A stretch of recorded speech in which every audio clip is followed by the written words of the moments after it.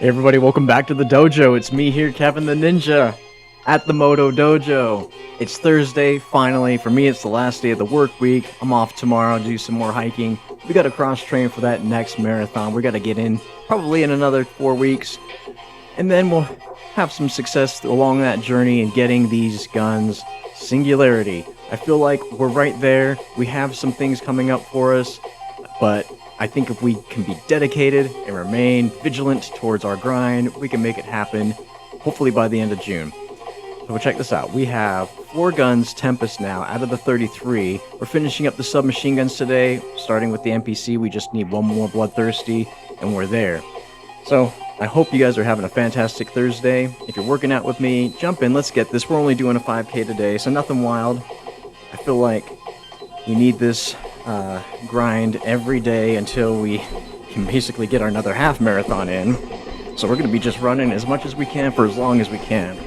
Maybe Saturday we'll do another 10K plus. We'll see how we're feeling after the hike tomorrow. It's supposed to be a long day of hiking in the mountains. But yeah, let's jump in. We did some Black Ops Classic, huh? Significant and simplified movement, streamlined loadouts. Nah, we like the new stuff. We're going to keep going with the new Black Ops 7 style. Because if they take away wall jumping, man, there goes a part of our strategy. Being ninjas bouncing off walls, that's kind of what we're all about.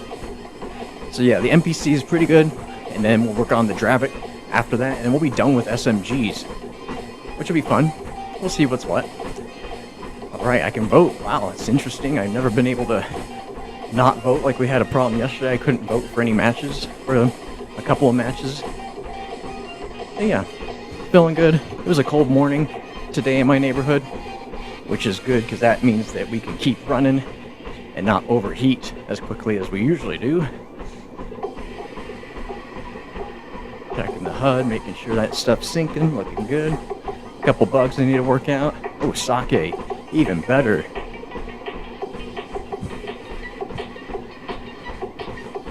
So yeah, the other thing is my rib is feeling really good. It bothers me sometimes laying down, but as far as running and breathing, it's just about healed. So I'm feeling really good. Glad I didn't break it because that would have been 6 weeks of healing instead of 3 weeks. So, feeling good. Don't ever break a rib, kids. It's not that fun, regardless of the hype. Busting a rib. Can you imagine not having ribs? Go right to your organs, like the vital organs. Yeah, it's there for a reason. I just wish it was a little bit stronger. I wish our ribs were a little bit stronger. That's all. Alright. Let's get this pistol going. Toss one of these hatchets just for fun. And we need more skills with the psych grenade.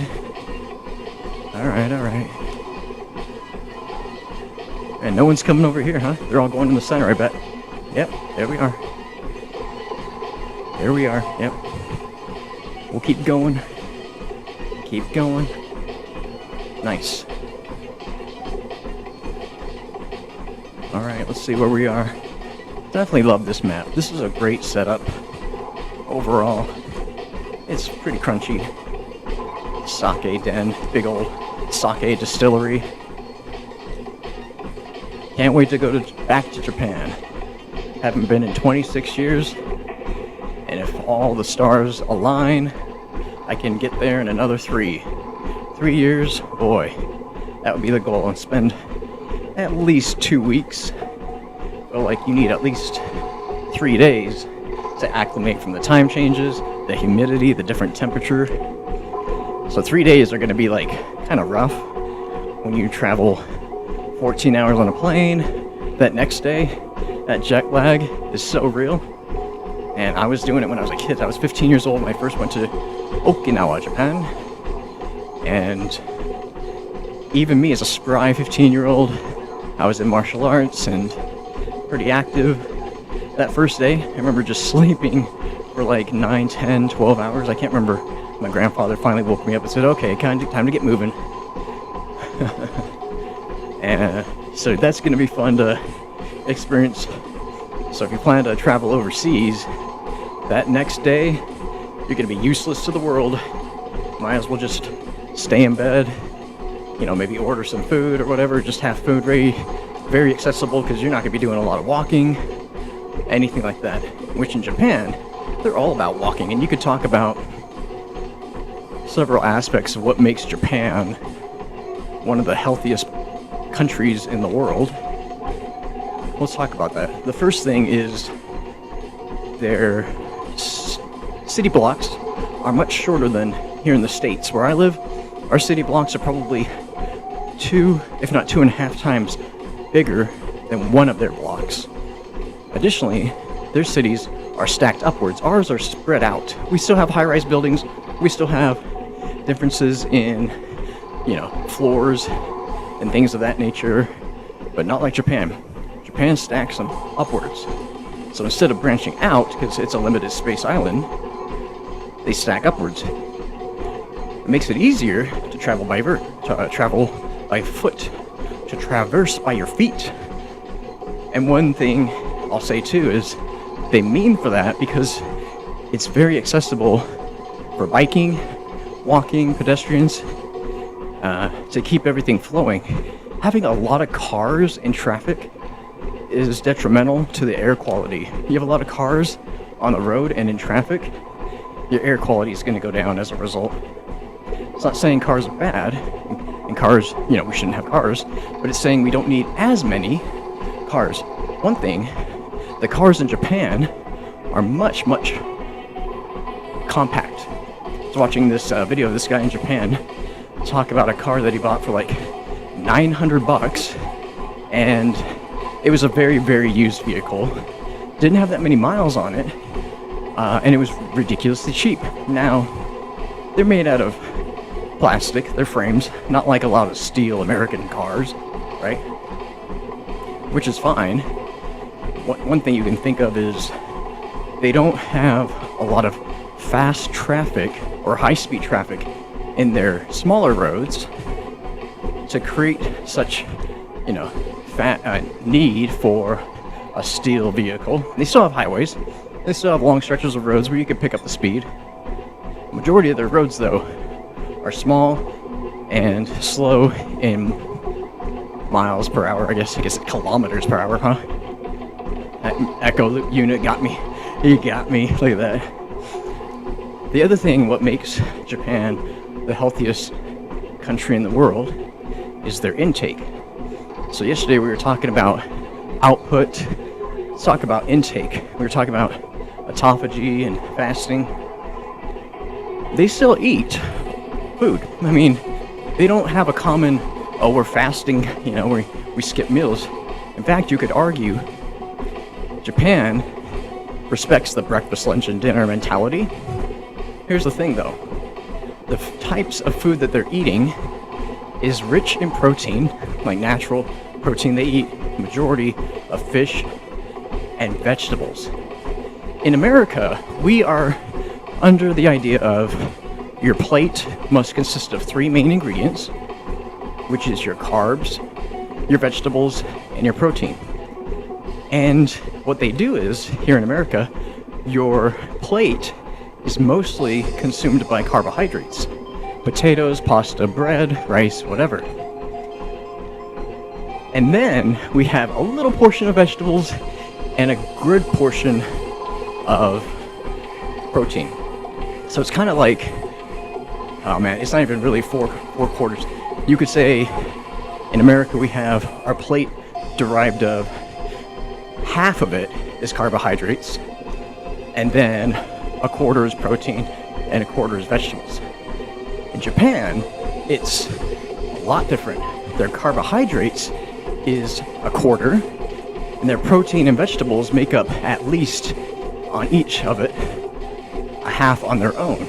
So it's not really, I can't really say it's like a quarter vegetables and a quarter protein. It's more like more vegetables equatable to more protein. And it's the quality of the protein that they're getting. Like I said, fish. Fish is very lean. It does have fat. It's got good fats, the omega-3s, omega-6s, because they're eating a lot of fish. Tuna, mackerel, salmon, whatever. And because of that, they're only eating a bowl of rice. Like that one tiny bowl of rice. It's not like this huge, full cup and a half of rice or whatever. It's just enough that they eat in between their food, their main, vegetables and protein, so that they don't, deplete all the way their glycogen reserves. So they're doing two things right. Their plates are better, not just the nice fine china that they have. All right, that's done. This is done with the MPC. We are there, everybody. Done. Switch it up to the Dravik, the last submachine gun. And they're also walking better. So they're in a lot more. Think about a lot of Americans today who have a car. The only walking they're doing is from parking lot to destination, destination to parking lot, car, into your house. And then, once they get in the house, they're laying down or sitting down on a couch the majority of the day. And right there tells you a lot about a sedentary lifestyle, attributing to two major factors of weight gain. Stress, sitting down, builds over time anxiety. We talked about having a sedentary lifestyle or a non-active lifestyle just builds up your anxiety because it's stored energy. As we get older, anxiety is just stored energy. Switch up to the Dravik now. Let's see, what do we got? Yeah, sure, why not? Make sure we got the right, fire rate, vertical, aiming, strafing, tactical, flinch, hip fire. I guess that's good. Oh, we're out. So Americans, the only walking they're doing is from their car to the destination, and then there's not a lot of walking in the destination unless you go into a park, unless you're going to a place that has a lot of walking. But in America, we're so used to having a parking lot right outside the venue, right outside the place, the destination. In Japan, there's not a lot of parking lots. When I went there, even in Okinawa, you don't see a lot of parking lots. You see car lots. Car lots are different. Car lots, you're parking somewhere to then take a bus or a train or simply walk to your destination. And so, yeah, you can argue, oh, you're just walking to your car to the bus stop and then waiting for the bus or train, getting on the train, you're still sitting, right? Yeah, but when you get to the destination, you're walking. You have to walk to that bus station or train. So they park in their car. The ones lucky enough to have a vehicle, by the way, I would say 75% of the citizens do not own a car.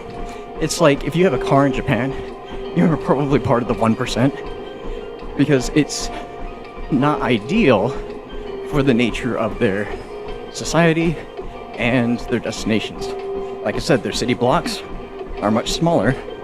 They've optimized it so that you don't really need a car. If you got a bike, yeah, if you want to go a little bit farther, then you have bikes. So a lot of bikes in Japan, that's what I saw, and a lot of people walking.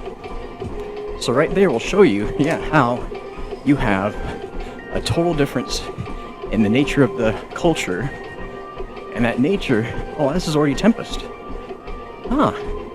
So what else then? What else do we do? Let's go back to our progression, look at our camos, which we can't. Alright, I'm pretty sure it said that I needed to do the Dravik. We'll see what's going on. Maybe a little buggy here. But it says we already have Tempest. Yeah, we're already in Tempest. Look at that. So let's change it up. It might be the carbon. Carbon, right? 1, 2, 3, 4, 5, 6. Okay. Let's take a look. Let's take a look. Yeah, it's the carbon. Weird. This game, I'm telling you, sometimes has these little bugs. Because I looked right before we started, I said, hey, what are the 2 submachine guns? I know the MPC. And it said the Dravik. I'm like, okay. But no, apparently it's the carbon. Fine. Let's see, we gotta... I always think that guy, that tree's a guy. Every time. When am I gonna learn, huh? Oh, it's finally getting warm. Like I said, it was a colder morning. We had a big windstorm last night. Just wind. But it brought in a cold front that, man, shook us pretty hard. And you can instantly tell it was cold.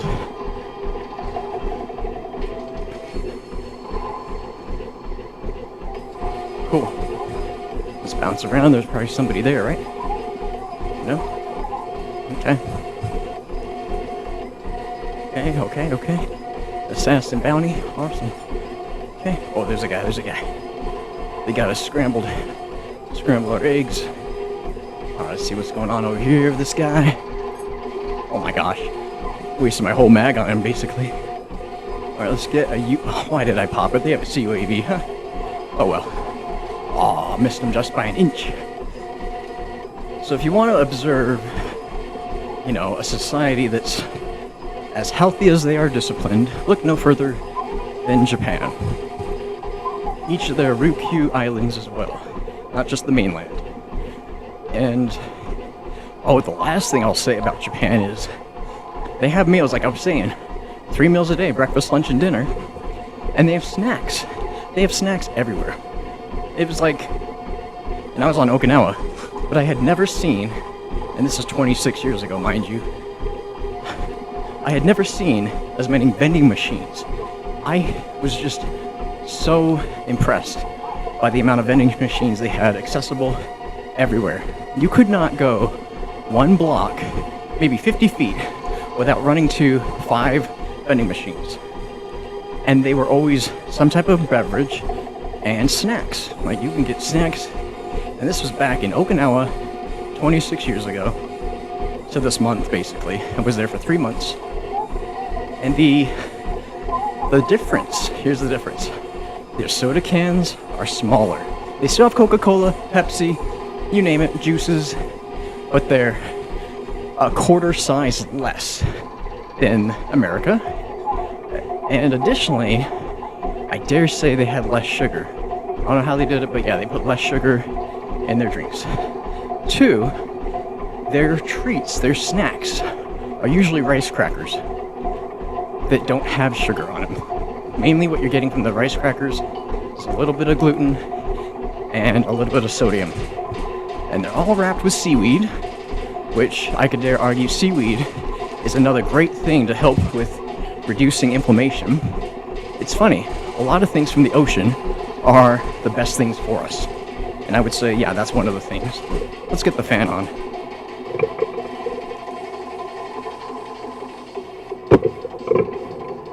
The fan helps us run. So they're only getting sodium and a little bit of carbohydrates from their snacks. Majority of their snacks are like the rice crackers. Now, everybody's familiar with the White Rabbits. White Rabbits, condensed milk, sweetened condensed milk snacks, wrapped in a little bit of rice paper. Oh boy, those are so good, right? Yeah, I could say that that's the maximum amount of sweetness in their candy. There's plenty of candies. They have fruit candy. They have sweetened condensed milk candy. But that's as sweet as it gets.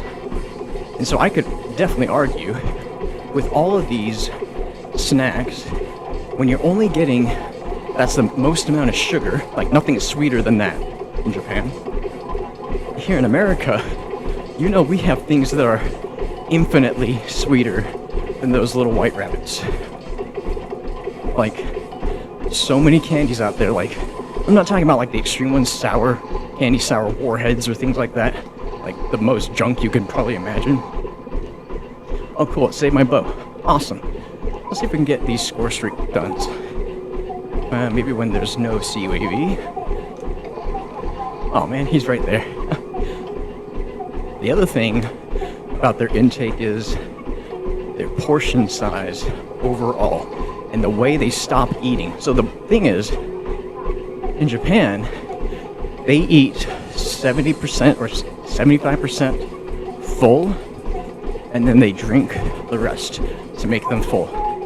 Remember I was talking about how majority of the time when we feel hunger, it's actually because we're thirsty. Thirst is the same type of mechanism in our brains that register to hunger. Oh, nice. Yeah, it was invisible. So what happens is Americans will eat and drink, eat and drink, eat and drink. What I've seen and what I witnessed in Japan is that they'll eat their food until they feel that satiation coming, and then they'll drink all of their drink. They might sip a little bit, but I'm talking sipping. Refilling your drink in Japan is unheard of. Nobody says, oh, can I get a refill? Unless it's beer and you're at the bar, right? Oh, and you say one more. Uno mas. That's not Japanese, but you know what I'm saying. Yes, dialed in, we got that. We got that dialed in card. That finishes that card for us. Yes. Okay, so we're done with score streak kills. Finally. Gotta get 250 of those puppies. So they sip their drink, usually water or tea, green tea, as they're drinking. You could sip a beer with sushi, whatever. And then at the end, they'll drink the rest of their beverage, and that fills them up to 100%. So they probably eat 75% and then drink the 25% to make them feel full. And that is their secret overall. Not just their activity levels, yeah, which helps their cortisol and their stress, but it's mainly when they stop eating and when they finish the rest with a beverage. And like I said, their beverages contain much less sugar than we do here in America. And so it's not giving them all that sugar, all that garbage, all that drug. Sugar's a drug. Sugar is a dangerous, dangerous drug. Aw, man, I was worried about my score streaks. I shouldn't have. Okay, we didn't get any bloodthirsties, but we got that calling card. That's awesome for the score streak kills. We're happy about that. Choho Rocky. Okay. So the thing that I have observed about Japan, why they stay fit, within their weight range, is because they don't eat as much, they don't drink as much. Simple. You could look at walking, but really, that's not a lot. But here's the thing about that. It's not illegal, it's not even frowned upon to walk and eat or walk and drink in Japan. You just don't really see it. And I often wonder, when we're sitting in our cars and we are in traffic, 99% of people have a drink next to them at least. If not, a bag of treats or a bag of chips or some bull crap from a fast food vendor. That's what's keeping Americans fat, is that they're with food all of the time. It's always present. If you work in an office, hey, somebody brought in snacks, or we have Snickers here, we have these little mini candies, come on. Or in the break room, everyone, we brought donuts, or hey, we got pizza leftovers, or whatever. And boom, people start running in. I'm not dogging on anybody that needs that. What I'm saying is that just illustrates the point that we're always with food. So in Japan, like I said, it's not illegal, it's not even frowned upon to be eating while you're walking. But I think something in their minds are saying, I'm walking, I'm holding my bag or whatever, or my child's hand or whatever. I don't need to be putting stuff in my mouth. If I'm thirsty, yeah, I need a quick hit of some water or green tea or something. And that's all they'll do. But I dare say it's a two-side effect of not having a car, walking, and not having food right there in your console, cup holder, whatever, that you could just grab and throw down into your belly. That's what I've observed. So if you want to look at a culture that is as disciplined as they are healthy, look no further than Japan. It's not because they are eating less. Like I said, they're not fasting like I'm doing. They're not even eating less meals. Like I said, they're doing 3 meals a day. Like it's a standard practice to always have breakfast. And yeah, there's a standard Japanese breakfast. Fish, rice, pickle stuff going on here. You know, some sides, seaweed salad, stuff like that. And that's all they eat in the breakfast. But I guess that's better than a steak and egg and cheese biscuit from McDonald's. Some hash browns and some sugary orange juice and your black coffee that gives you that anxiety rush.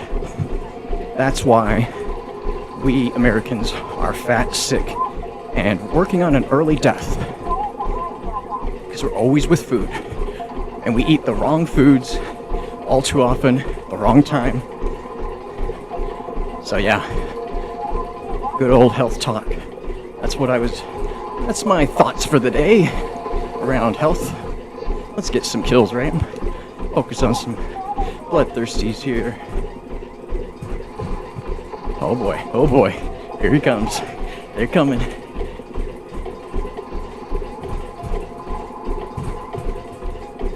One thing that I made apparent, because like I said, I work a desktop job where I have the opportunity of either standing or sitting at my desk.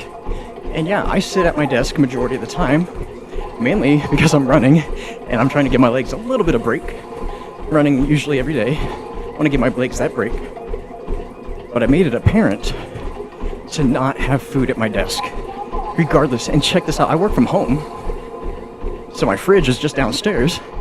My cupboard full of all sorts of stuff that I could easily just move upstairs with me right next to my desk and chow down whenever I feel like it, or have a bag of chips going. Now, one thing is I don't want any ants or pests or anything in my room. We have a pest control come by every 3 months, and I say, you don't need to do my room. Why? Because there's never food in it. Never food in here. So that's one thing.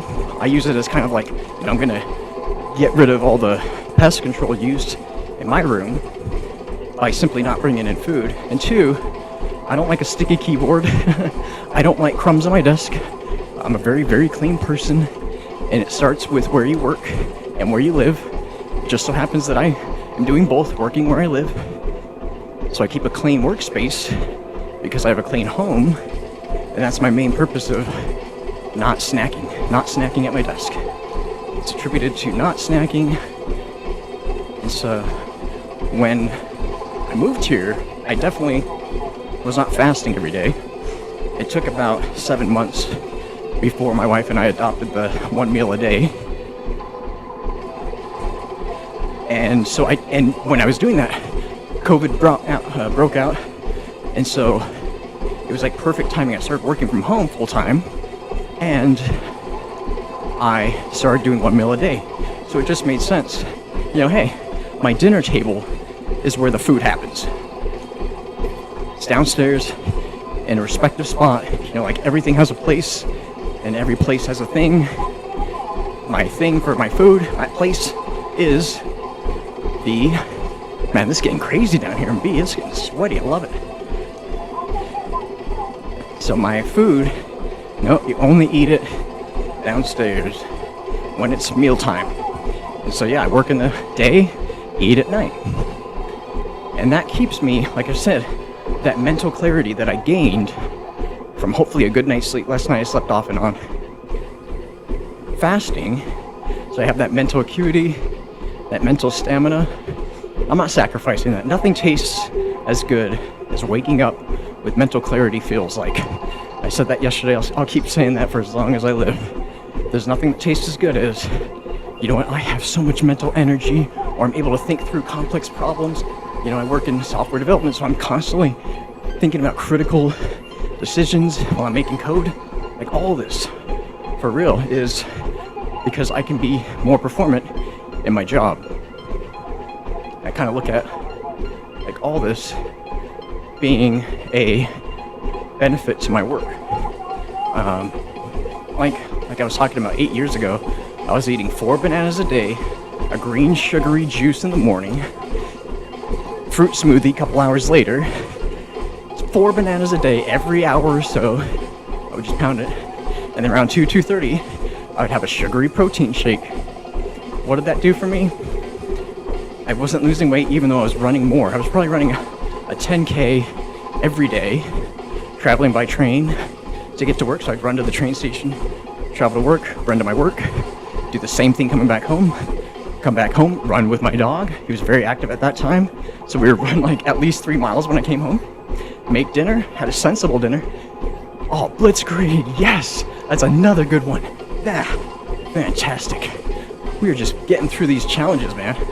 I'm loving it. But I wasn't losing weight because I was eating all that sugar, and I was eating basically 16 hours out of the day. Like I was saying, everyone only fasts when we're sleeping. Hopefully we're getting 8 hours. That's not enough. It's not enough for autophagy.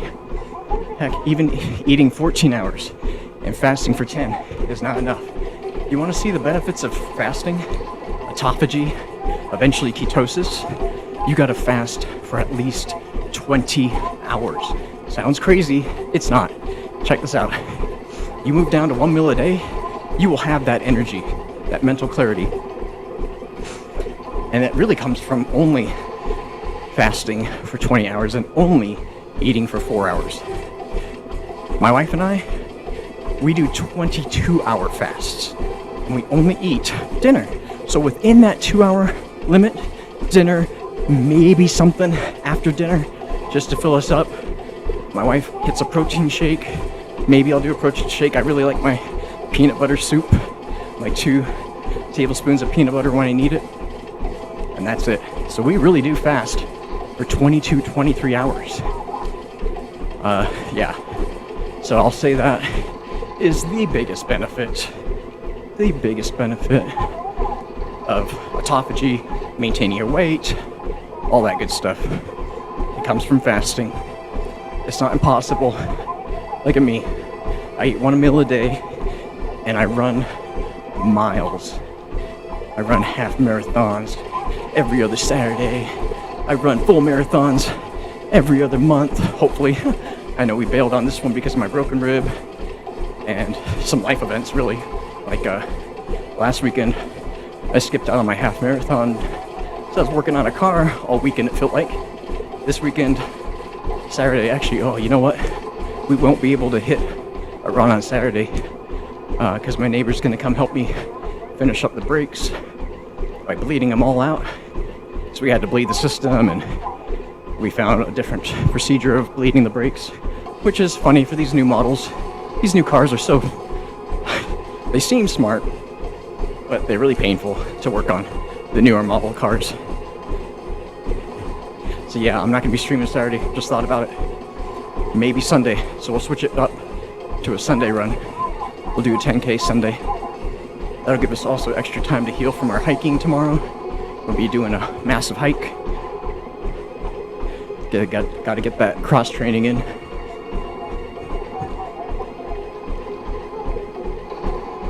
Ooh, that guy's spicy. Mr. Robot.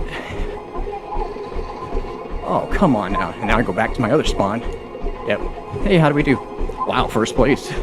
Did not see that coming. We got one bloodthirsty, 2 more with this carbon, and we're done. Submachine guns are all Tempest after that. That's gonna be great. Oh, that's me. That's Mr. Moto. Check me out. Getting kill of the night. Oh, nice. Triple. Oh, that was a double. It was just 3 kills fast. Not fast enough for the triple kill. Yeah, we still lost the match, but oh well. We got 2 more for this Chase D Carbon, which is actually the best one, I think. I think I remember saying that when I was playing with it. I'm like, you know, this Carbon's really good.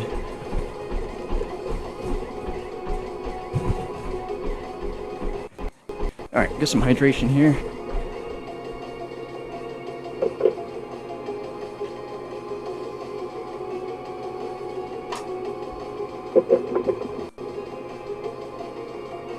How we doing on our mileage? We're doing really well. We're doing really well. 64, just bounced. Alright, anything but Homestead.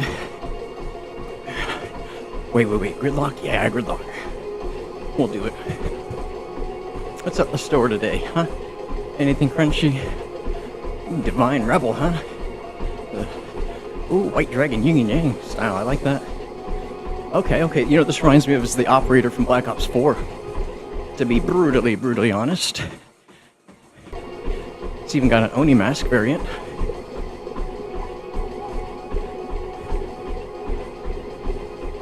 Oh yeah, it reminds me of combination. There was what was his name?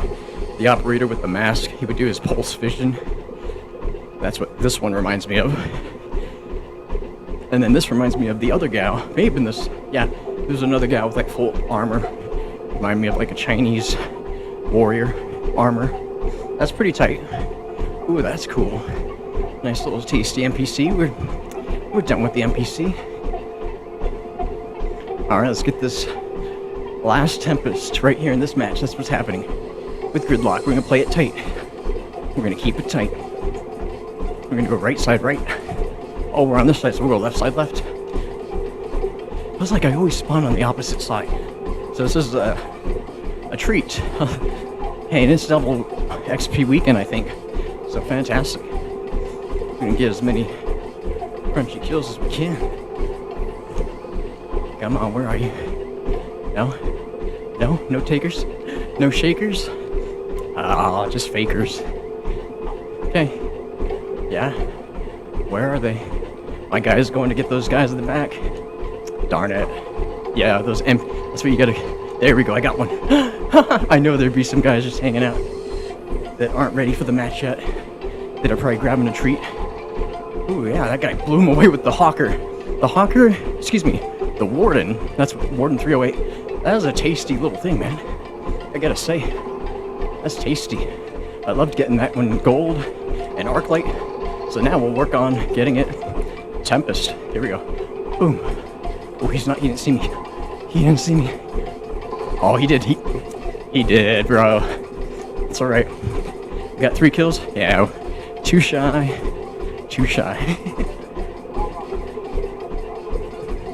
Japan has a lot of scooters too. And I follow a couple of motorcyclists in Japan that have that Kawasaki Ninja H2, which is their super bike. V4 supercharged. Insane. I will never get one, not just because they cost more than a car, like 50 grand, 45 grand. So that's way too much for me for a bike. But 2, it's way too powerful. I think that thing has over 1,000 cc's. Now the bike that I picked up, first starter bike, which is all that I feel like I need, is 250cc. Smaller engine, top speed 85, maybe 90 downhill. And guess what? That's all I need. See guys running these bikes going 145, 160. That's a death wish. I'm 41 years old, grandfather. I have my career made. I'm married happily, wonderful kids and grandbaby. I have too much going in life right now to be reckless on the road. And people would say, oh, having a motorcycle is reckless. Having a motorcycle is just as much as a risk as owning a car. The biggest difference is the visibility. Yeah, bikes are smaller, they have lower profile, and that reduces visibility. But people don't see cars anyway. So it's like, yeah, I make myself known, maybe the occasional rev bomb or engine brake in traffic to let everyone know, hey, I'm here. Oh yeah, that deterred me from an electric bike. There's electric motorcycles out there, and I'm like, oh, how cool. You know, maybe an electric bike. The immediate thing I thought of was electric cars. Teslas, Rivians, all these new electric cars coming out. You can't hear them. Some people say that's cool, well, that's the point. is dangerous. Dangerous for pedestrians, dangerous for other cars. You can't hear the car, you don't know it's coming. So that's immediately what I thought when I heard of electric motorcycle. I'm like, ooh, you know, I could just plug it into my wall and charge it instead of going to the gas station. Here's the thing. Now, man, I'm already gonna get 55 to 60 miles to the gallon on this sucker. I'm rarely gonna be going to the gas station to fill up the 2.5 gallon tank. And it's a motorcycle that's loud. It's still loud. And they have different mufflers you can put on them, different exhausts that make it quieter. I'm like, no, I like having one that sounds like a big lawnmower. People say, oh, it sounds like a lawnmower. Cool, you can hear a lawnmower. You can hear it. You can't hear an electric bike, and you can't hear an electric car. So I said, well, I'm already dealing with a smaller visibility profile. I'm not gonna increase my chances of not being seen by not being heard. So yeah, I'm gonna be that loud, obnoxious guy in traffic when everyone's just blasting their music in their cars anyway. They'll barely be able to hear me on my bike when I'm right next to them.